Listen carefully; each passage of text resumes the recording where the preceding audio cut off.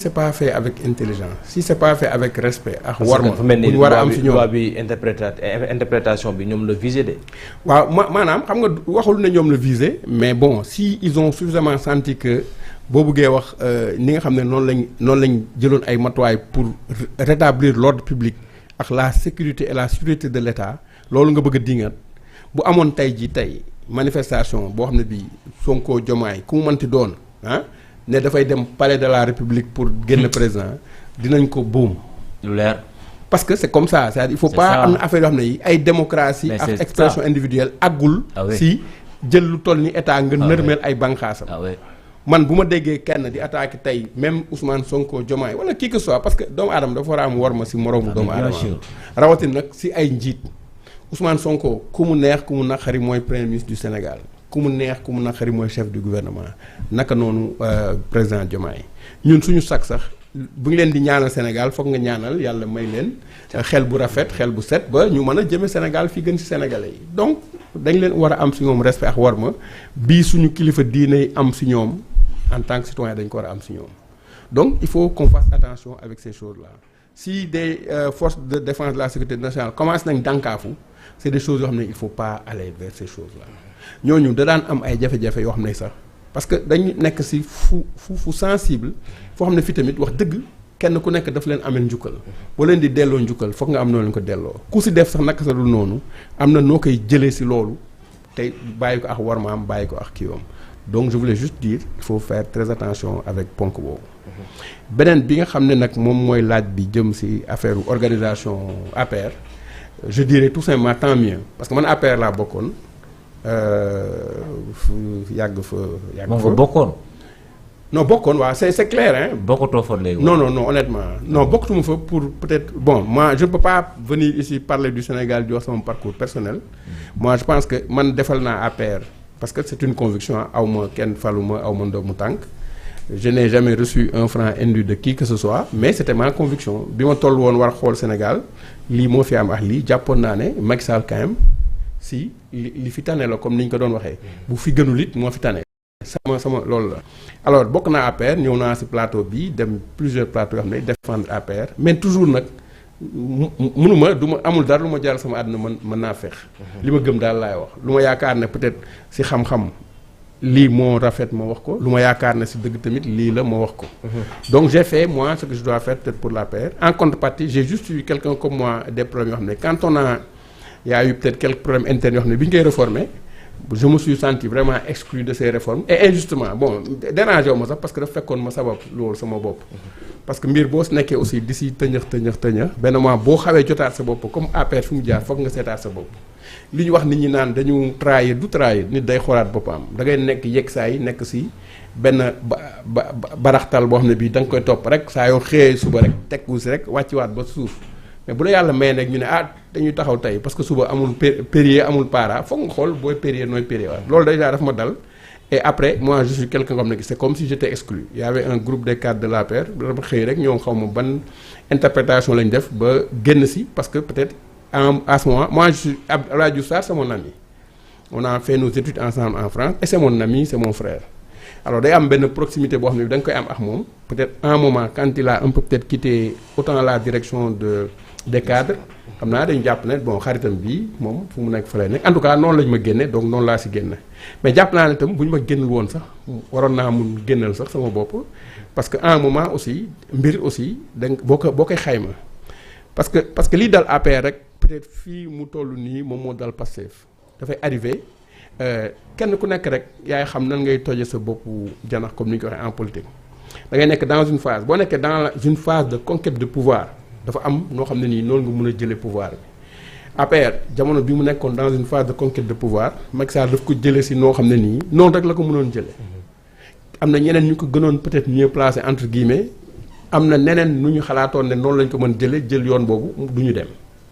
quand il a fallu troisième mandat deuxième mandat Abdoulaye Wade ay des gens peut-être qui étaient bien placés Moustapha Niasse Idriss Seck et cetera en moi on pensait que dañu war continuer di xeex boo xam ne bi Macky Sall s'est dit man du ma fi nekk di xeex bi bàyyil ma jëlee samay si yaa def place d'indépendance dem dugg si dëkk bi daagaan baatu askan bi loolu moo ko may mu jël pouvoir bi APR aussi dafa nekkoon dans un système qui était très organisé très pensé ni Pastef xalaate seen système noonu la APR xalaate woon système am ba xam ne dañ ne bu ñu organiser woon nii ne man maay Macky Sall moo premier diw moo si topp diw les gens mun nañ leen faagaagal très rapidement dem gis diw Ablaye Wade récupérer ko gis diw et cetera alors ils se sont organisés benn forme boo xam ne bii dafa am bopp bu ndaw la tête de l'iceberg bi génn lii si ëpp nag nekk suuf am ñu bëri kenn xamu leen woon alors que voilà ñu ngi fi nekk doon financer et cetera et cetera ce système là leur a permis quand même de conquérir le pouvoir parce que am na ñu mu nëbboon ñuy def seen liggéey te Ablaye Wade mun leen retourner contre Macky Sall am na ñoo xam ne ñii Ablaye Wade a essayé de les retourner heureusement peut-être il n'était pas arrivé à les retourner noonu la APR def ba ñëw au pouvoir depuis APR ñëw au pouvoir parce que kenn ku nekk nag li nga xam ne moo lay permettre nga am pouvoir du la permettre forcément nga conserver pouvoir boobu APR bi ñu ñëwee noonu au pouvoir ils ont même pu sax conserver peut-être defaat un mandat supplémentaire mais dafay dem ba si biir dafay indi usure à l'intérieur parce que ils se sont pas renouvelés dafay indi usure parce qu'ils se sont pas structurés dafay indi usure aussi parce qu'à un moment li am au niveau d'un régime rek day am au niveau d'un parti ñu parachuter ay nit fii nga gën a wóolu fële kële ëpp légitimité y a eu tout ça à l'APR ba xam ne voilà l'APR n'a pas réussi à faire ça mue ils ont perdu le pouvoir aujourd'hui ils veulent se réorganiser c'est tant mieux bokkutuma fa je leur souhaite peut-être le plus grand mal mooy ñu arriver réorganiser wu ba nag quand même une force politique boo xam ne bii mun nañ am expression boo xam ne bii am na lu ñu war a mën a jaay sénégalais yi parce que genn APR nag du ma tere je ne crache pas je pense que Macky Sall et tous les présidents Senghor avait fait à l'époque ce qu'il a fallu ou en tout cas ce qu'il a pu faire pour que Sénégal nekk une grande nation on n'était pas peut-être un grand pays pas un grand peuple mais on était une grande nation après Abdou Diouf aussi a réussi à faire des ajustements structurels mettre benn pays bi sous benn ornière économique boo xam ne bii dina dem metti woon na à l'époque moom parce qu'il n'a même pas profité des fruits de l'expansion des mesures d'ajustement structurel Abdoulaye Wade moo si profité booy xool ba xool mu fekk dëkk bi commencé waat di neex nangam Abdoulaye Wade aussi a fait des choses a fait de grandes choses dans ce pays aujourd'hui boo jaaree autoroute bi qui était aussi moment yi ñu def autoroute bi da nga naan nan la dëkk bu mel ni Sénégal xalaatee ay autoroute alors que boobu nit ñi amuñu lu ñu lekk amuñu lu ñu fajoo amuñu fu ñu jàngee il a réussi ce pari et il l'a fait alors à côté aussi il a fait d'autres choses yoo xam ne yi am na lu si baax am na lu si bon am na sax lu si bon loo xam ne baax na parce que Abdoulaye Wade a mis le pays dans un désordre économique boo xam ne bi qui est assez considérable mais qui nous a valu d'avoir de grands milliardaires lui-même il dit il a créé des milliardaires parce que dëkk dafa war a am loolu dafa war a am xam nga am na aussi leneen lu mu def loo xam ne lii qui nous a valu d'avoir par exemple de grands industriels parce que dëkk aussi dafa war a am ay capitaines d'industrie yoo xam ne yi c'est des locaux am na nu mu ko defee nu jaarul yoon am na nu mu ko defee j'ai pas profité de ça mais au bout du compte boo jëlee tu te dis c'est bien ñun quand on était plus jeune Ndiouga Kébé la nga xamoon ak Djily Mbaye am na ay yeneen milliardaires yi tant mieux parce que man jàpp ma ne xaalis c'est une finalité pour que nit am bonheur dans sa vie alors il y avait des choses yoo xam ne bi mu fi jógee Macky Sall am na yu ma doon corriger am na nag ay exactions yoo xam ne aussi si wàllu yorin ak doxalinu réew am na ñu fa waroon dindi ñoom bi ñëwee dañ ko waroon dindi complètement dindiwuñu ko non plus complètement ils ont installé aussi un autre système ils ont substitué les hommes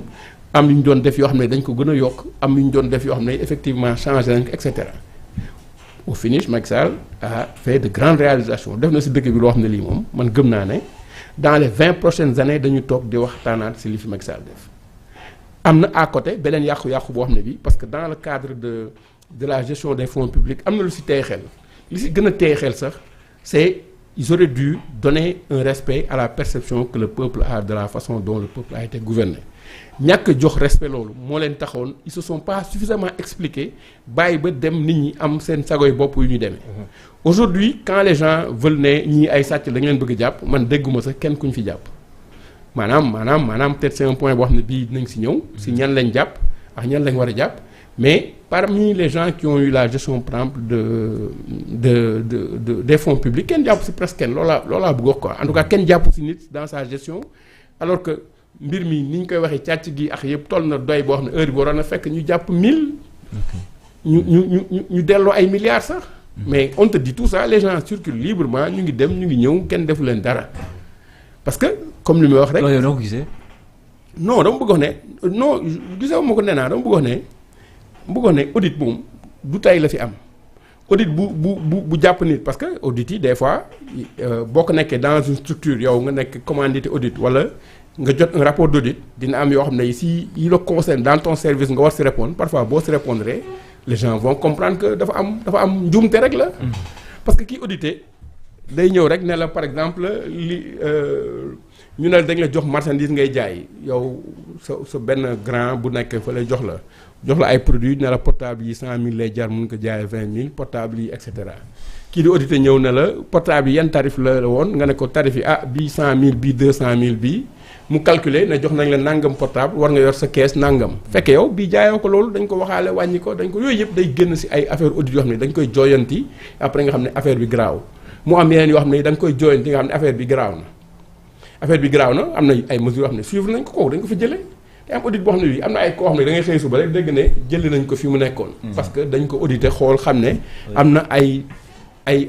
genre malversation yoo xam ne yii mën na bañ a jéggi dayoo mais nangam maanaam mën nga bañ a àgg faute lourde nga dem yam faute de gestion nga jubbanti ko nga jëlee ko fii. donc tout ça am na alors aujourd'hui ça comme li ma waxoon sànq c'est des choses yoo xam ne yi dafa war a am mais bu waree am warul ànd ak coow. da nga war a continuer waat di xool rapport d'audit yi benn par benn di woo nit ñi ñu siy wuyu nag y a aucun mal à ce que ñu ne la sëñ bi kaay leeral lii nga dem leeral ko bu fekkee ne arrivé nga leeral ko ñu leeral ko bu fekkee arrivé leeraloo ko ñu ne la sëñ bi lii kat dafa jaaroon sa loxo si loo xam ne lii alalu nguur gi la alal askan wi la. ñu dénk nañ la ko waaye gis nañ si ne manquement yi am na si ñu xool yow loo si mën a delloo nga delloo bu fekkee yaa ko def te loolu mën na bañ a laaj coow lu bari lii ba xam ne nit ñi dañ naan Sénégal ndax wóorati na nga investir fa. c'est que noonu la war a demee maintenant ni muy demee nii voilà san dafa dul rassurer kenn si ni muy demee donc loolu laa bëgg wax ne foofu APR tollu woon xuus fa génn fa jaare fa ni mu fa la jaar foofu la Pastef tollu de ñoom aussi ils ont eu benn système de quête de pouvoir boo xam ne bii am na nu ñu jote nguur gi noo xam ne ni sax parce que maanaam révolution dafa compliqué. Ils ont fait une petite révolution entre guillemets une petite révolution de promesses ils ont fait une révolution boo xam ne bii pleine de promesses boo xam ne après am nañ nguur gi boo amee nguur gi nag foog nga dëgg bal bi nga xool ndax da ngay passer à droite à gauche doo continuer waat di jël par benn problème di ko rek da nga toog xool problème yépp nga xool quel est le paquet de promesses que tu as fait nga xool honnêtement lan nga si mun là di nga mun am un langage de vérité avec les gens parce que tu vas dire que lii digguma leen woon sax mais dinaa leen ko defal lii nag maa ko digge woon mais du ma ko mun def léegi dans 10 ans laa koy def lii moom maa ko digge woon bu soobee yàlla tey laa koy commencer def ko je pense que loolu la laaj dal tey googu la laaj ba nga xam boo ko defulee nag on va rentrer dans une ère boo xam ne bii dinañ nguuru ils vont pas se corriger mais après ils auront des problèmes de survie par rapport à la manière dont ils ont géré le pouvoir et par rapport à la manière dont ils gèrent leur parti. Alors APR donc c'est normal que ñu def leur mue maintenant essayer xool comment s'organiser au niveau territorial régional rajeunir seen parti jël bu baax par exemple jigéen ñi jox leen seen wàll je pense que ils sont dans cette dynamique c'est tout à fait normal et libre à eux de le faire et yàlla na si yàlla may jàmm mais fii Sénégal tollu aussi ce qu'il faut comprendre que il y a un rapport qui s'est instauré et de la manière dont ce rapport s'est instauré c'est comme si maintenant le problème du Sénégal si benn diir bu gudd dina concerner en tout cas APR ak peuple bi ce peuple là est en train d'attendre beaucoup de choses de Pastef ñu diggoon nañu de ñu xaar ñu ne xaar bi mu ngi bëgg a yàgg ñoom de ñu ngi góorgóorlu ñu ne góorgóorlu bi dafa des loolu ñoom la ak peuple bi di nga dégg nguni di nga dégg coow yi comme amagul coow lu rëy jàpp naa ne am na porte de sortie bu mën a am donc nekkuñu dans si tolluwaay bi dans le contexte politique on n'a même pas demandé à l'opposition son avis ce qui fait que dans le contexte politique boo nekkee opposition tamit il faut nga am une manière intelligente d'exister il faut nga am daal yaa xam nag yan type d'activité ngay dem mais moo lay mun permettre nga am liberté di wax parce que